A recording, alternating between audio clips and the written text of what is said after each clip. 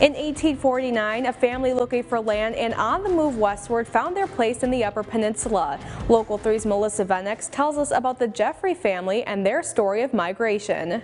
The Jeffrey family migrated to the Upper Peninsula from New York. Historian Eric Smith says they commonly migrated to where they could get land. They left New England as a group and moved into New York State around the Erie Canal in the 1840s.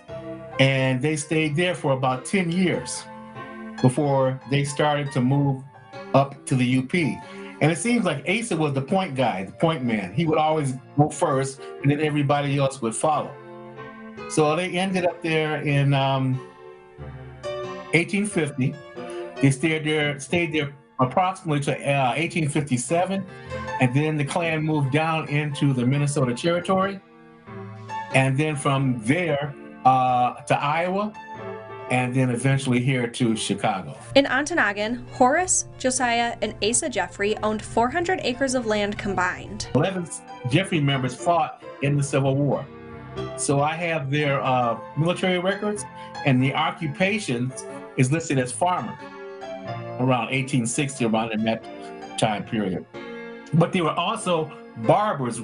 Barbers lended you to be independent, okay? So when they were in the UP, they worked as barbers and musicians, okay? My great-great-grandfather, Charles, was a fifer with the 19th Wisconsin Regiment during the Civil War. Initially, when they got to the Upper Peninsula, Josiah and Asa voted in Ontonagon's first election.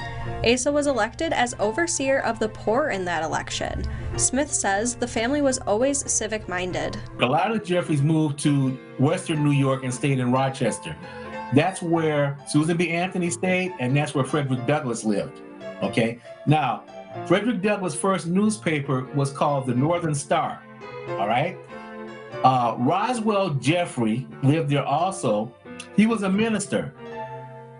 Frederick Douglass' newspaper, the North Star, was printed in the basement of his church. The only Jeffrey family member that stayed in the Upper Peninsula long-term was Asa Jeffrey, who eventually moved to Ishpeming. Asa was like the lone wolf, okay? The rest of the family had left. I think probably, I would say when he married Elizabeth, maybe that's the reason why he stayed. Now, if you've seen it or not, but I have a newspaper clipping where someone broke into his shop and they stole $58. So that was in the newspaper.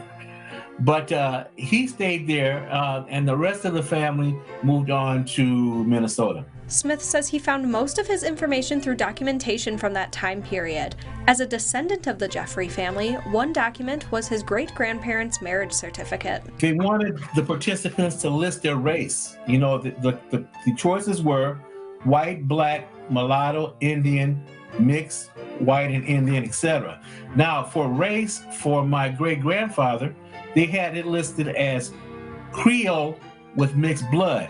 But actually what he was black and Native American, okay? And of course, my great-grandmother was listed as German, which was kind of progressive for 1893 in Sparta, Wisconsin. Smith says people should seek out and document their family's history. What I want to know, what people to know is, like, when I wrote this book, I wanted to be documented, a record that they were there. Because if you don't do it and people don't know about these things, it will never be discovered. So that's what I want people to understand, is to know that black people were all over this country. And I call it, as far as my family is concerned, I call it the Great American Experience, because they were there almost in every period in this country. Melissa Venix, Local 3 News.